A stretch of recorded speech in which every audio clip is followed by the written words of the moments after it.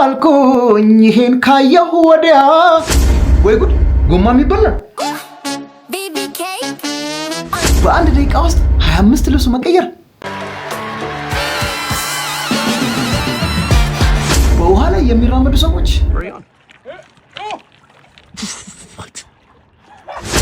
የቂጥ መኪና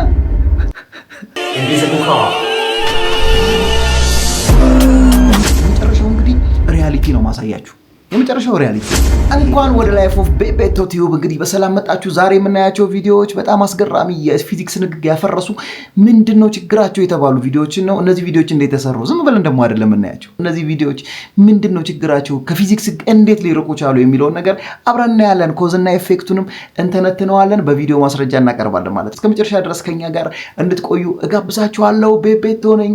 ሰብስክራይብ እያደረጋችሁ ቪዲዮአችንን እንድንጀምር እንጠይቃለን። አሁን ቀጥታ ወደ መጀመሪያው ነው ወደ አስገራሚ ቪዲዮአችን እንሄዳለን። በውሃ ላይ የሚራመዱ ሰዎች እንግዲህ እነዚህ ሰዎች በውሃ ሲራመዱ እናያለን። እስቲ ቪዲዮቹን አይተን እንመለስ። ስፕሬይ ማለት ኦኬ ስፕሬይ Hey guys, watch this. Put some spray on.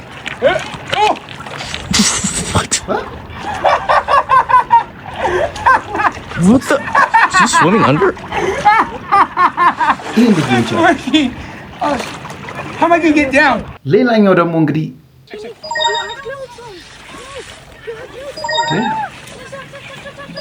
እንግዲህ እንደምትመለከቱት በጣም ብዙ ሰዎች ቲክቶክ ላይ ቫይራል እየወጡበት ያሉት አንዱ ቪዲዮ ነው። ይሄ ቪዲዮ እንግዲህ ሰዎች ውሃ ላይ ሲራመዱ እናያለን ማለት ነው። እንዴት ሰዎች ውሃ ላይ ሊራመዱ ይችላሉ? እንግዲህ ይሄን የምናወራው እንግዲህ ከምን አንጻር ነው ብለን ነው። ምክንያቱም ሰው ውሃ ላይ ሲራመድ የምናውቀው በመጀመሪያ ሁላችንም የተዋወቅነው መጽሐፍ ቅዱስ ላይ ኢየሱስ ክርስቶስ ያደረገው አንዱ ተግባር ነው ማለት ነው። ይሄን ተግባር እንዴት ሰዎች በሰዎች አቅም ሊያደርጉ ይችላሉ ነው። እኚህ ሁሉ ሰዎች ጻድቅና ይህን ነገር የማድረግ ፓወርና ችሎታ ተሰጥቷቸው ነው። ጉዳዩ ያለው እሱ ጋር አይደለም። ጉዳዩ ያለው እዚህ ጋር ነው። እንዴት እንደሚሰራ እንግዲህ አብረን ምን አይነት ትሪክ እየሰሩን እንደከረሙ እነዚህ ሰዎች ማለት ነው። How is this man walking on water? Well, these days, such videos are going viral on social media, in which people are seen literally walking on water, and the magic trick behind it is very simple. Actually, these people put such hollow, transparent boxes in the pool, which become invisible as soon as they sink in water, and by walking on them, they are fooling people.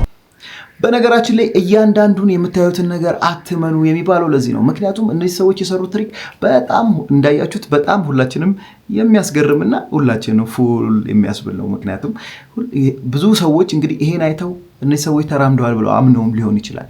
እንግዲህ እንደምታዩት ውስጥ መስታወት በማስቀመጥ ይህን ያህል ውሃ ላይ መራመድ ቀላል ነው። አንዳንዴ ነገሮች አይምሮአችን እንዲያምኑ ተደርገው ይሰራሉ። እነዚህ እንግዲህ የዓለም የኢንተርቴይንመንት ሰዎች የሄዱበት ጥልቀት ነው። እኛ እንግዲህ የቱ ጋር ያለ ነው። ለዚህ የምታዩትን ሁሉ አትመኑ። አሁን ቀጥታ ወደ ሁለተኛው እንሄዳለን። በአንድ ደቂቃ ውስጥ 25 ልብስ መቀየር። እንግዲህ እንዴት ይሄ ሊሆን ቻለ? ሰዎች እንዴት በ25 ደቂቃ? እንግዲህ እንደምታውቁት ሴቶች አንድ ልብስ ለመቀየር ከ30 ደቂቃ በላይ ይፈጅባቸዋል። እንደውም ወንዶች አንዳንዴ 15 ደቂቃ 10 ደቂቃ፣ ብዙ ጊዜ ወንዶች አይፈጅባቸውም። አሁን ወንዶች ተበላሹ ተብሎ ይወራል። እንግዲህ እንደ ሴቶች ወንዶችን መኳኳል ጀምረዋል የሚል አንዳንድ ያለው ዋልታዎች ሰምቼ ነው። እንግዲህ እናንተን ለመክሰስ ብዬ አይደለም። ማማርና ንጹህ መሆን ጥሩ ነገር ነው። እንግዲህ አሁን የምናየው ምንድነው የወርልድ ሪከርድ ወይም ደግሞ ዘወርልድ ጂነስ ሪከርድ ላይ የተመዘገበች አንድ ሴት ናት። እሷ ምንድነው በአንድ ደቂቃ ውስጥ 25 ልብሶችን ትቀይራለች። እንዴት ሊሆን ይችላል? እስቲ መጀመሪያ ቪዲዮን አይተን እንመለስ።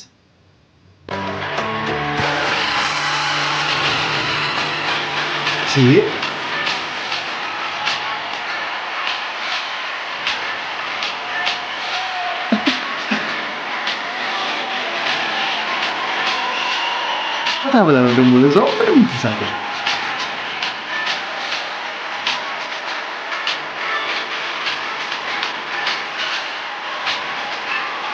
እንግዲህ እንዲህ በምታዩት መንገድ ልብሶቿን እንደፈለገች እየቀያየረች ነው። እንግዲህ 25 ልብስ በአንድ ደቂቃ ውስጥ።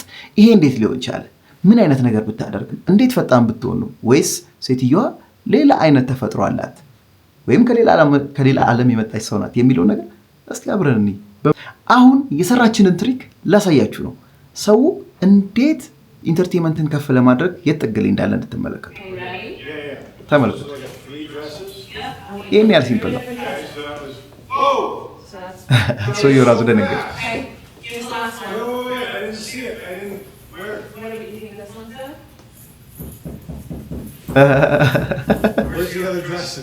እንግዲህ ሁላችንም እንደዚህ ሰውዬ ነው የደነገጥነው። እንደምታዩት የተለያዩ ልብሶችን አንድ ላይ ተደረባላችሁ። ከዛ በኋላ የተደረበው ልብስ ደግሞ እርስ በእርሱ የሚገናኝበት ሲሰፋም የተለያየ አይነት እንዲቀያየርና በተለያዩ በትንሽዬ ተች እንዲቀያየር ተደርጎ ነው የተሰራው።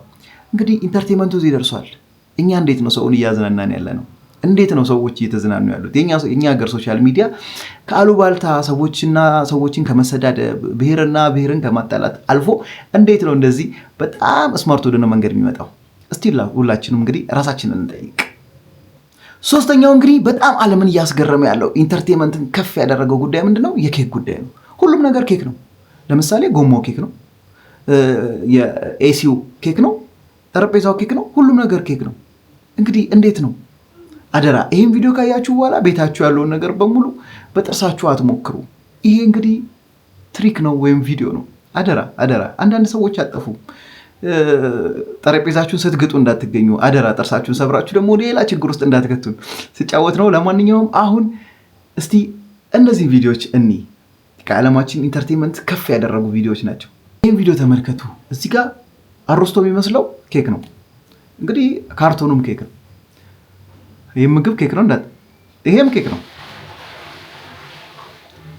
ምግቡን ራሱ ኬክ አድርገው ሰርቶታል። ኧረ በጣም የገረመኝ ደግሞ ላሳያቸው። ያው እንግዲህ ሲንኩ መታጠቢያ ሲንኩ ኬክ ነው። ኤሲው ኬክ ነው። ሌላ ደግሞ በጣም የገረመኝ ደግሞ ላሳያቸው። እንግዲህ ይኸው ቢላወጣች ጎማው ኬክ ነው። ለዛውም ጥቁር ኬክ ብላክ ፎረስት ነው የምትሉ ይኸውላችሁ። መያዣው እንዴ መሪውም ሳይቀር ኬክ ነው። እንግዲህ ኧረ ጋዙም ኬክ ነው፣ ዘይቱም ኬክ ነው። እንግዲህ እንደምትመለከቱት የዓለማችን እንግዲህ የኢንተርቴንመንት ደረጃ ተተኩሷል። እኛ የት ነው ያለነው? ራሳችንን እንጠይቅ።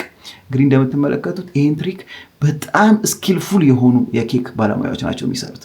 እነዚህ ሰዎች እንግዲህ ኬክን ከመጋገር አልፈው ኬኩን በሚፈለገው ዲዛይን ማድረግ ነው።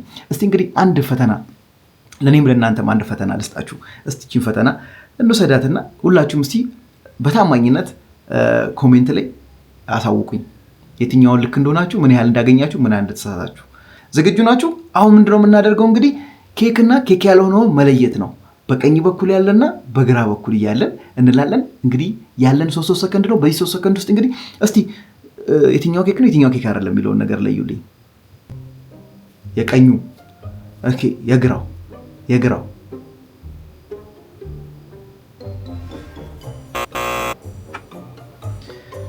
ወይኔ። እሺ አንድ እድል አለን፣ እንሞክር። ወይኔ ሁለቱም የቀኙ በዚህ ጋር ያለ በጣም ለመለየት በጣም ከባድ ነው። ተመሳሳይ ነው። እንግዲህ ሁለቱም የግራው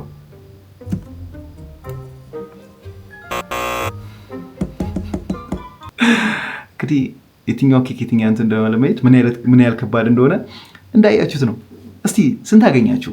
የእውነት ትክክለኛውን ውጤታችሁን ኮሜንት ላይ ያስቀምጡልን። የቂጥ መኪና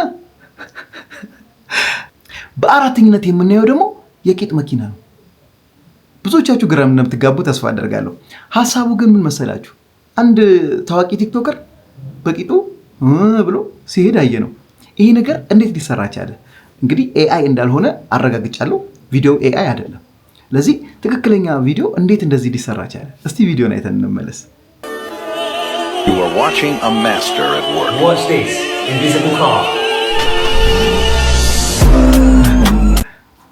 በቂጥ እንደዚህ መሄድ ከተቻለ ብዙዎቻችን የነዳጁን ውድነት በዚህ መንገድ እንፈተዋለን ብዬ አስባለሁ። ለማንኛውም እንዴት ይሄ ቪዲዮ ሊሰራ ቻለ? እንዴት ይሄ ቪዲዮ እንደዚህ ሊሆን ቻለ የሚለው እስቲ አንድ ቪዲዮ አይተን እንመለስ። እንዳልካችሁ ኢንተርቴንመንት ደረጃው ሌላ ሌቭል ላይ ነው ያለው ጋይስ። እኛ ገና መከራችንን እየበላን ነው። እናንተ እዚህ ጋር ሰብስክራይብ አታደርጉ፣ የሆነ አዲስ ነገር እንድንሰራ አትፈቅዱ። እስቲ አበረታቱኝ። ከዚህ በኋላ እንደዚህ አስገራሚ ቪዲዮችን ይዤላችሁ ስለመጣ እንግዲህ ሰብስክራይብ ማድረግ እንዳትረሱ። አሁን ወደ እንዴት ተሰራ ወደሚለው እንሂድ። Here's the tutorial for the invisible car. የዚህኛው ደግሞ ፍጥነቱ Set up your camera like this. Make sure you have a wall where you can kick yourself into the screen. Okay, ይንሸራተታል። ከዛ ኤዲቲንግ ሄድና ሪቨርስ ያደርገዋል። Wait for it and it's done. Follow for more tutorials. እንግዲህ በጣም እቺን በመታከል ነገር ነው ትሪክ እያደረጉ ነው የመጡት። እንግዲህ ምን ታስባላችሁ? ምን ለመስራት አስበናል? የኛ ኢንተርቴይንመንት እንግዲህ አሁንም እከሌ እንትናን ሰደባት እከሌ እንትናን ደበደባት ከሚለው ሐሳብ መች ነው የሚወጣው? መች ነው እንደዚህ ኢንተርቴይንመንት የሚያደርጉ ነገሮች የሚመጡት? አንዳንድ ጥሩ የሚሰሩ ልጆች እንዳሉ ይሄንም መናገር ወይም ደግሞ ሰፖርት ማድረግ እፈልጋለሁ። አሉ የሚሰሩ ጥሩ የሚሰሩ፣ ግን አብዛኛው አሉባልታና ወሬ ወዳለበት ነገሮች ውስጥ እንሄዳለን።